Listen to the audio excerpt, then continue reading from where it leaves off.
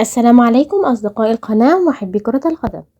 أقدم لكم في هذا المقطع موعد مباراة الزمالك وسموحة، وذلك في إطار مباريات الدوري المصري الممتاز 2024-2025 ضمن منافسات الجولة الثانية.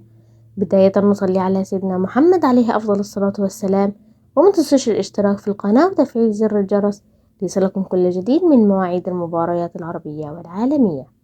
فلنبدأ. يدخل فريق نادي الزمالك المباراة وهو في المركز الرابع برصيد 3 نقاط بفرق الأهداف، بينما يدخل فريق سموحة المباراة وهو في المركز الثاني برصيد 3 نقاط بفرق الأهداف. تقام المباراة يوم الجمعة الموافق 8/11/2024.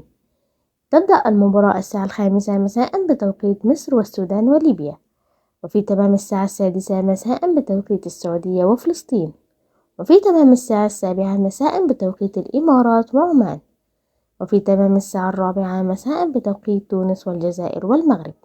تذاع المباراة على قناة اون تايم سبورت 1 بتعليق أمير محروس.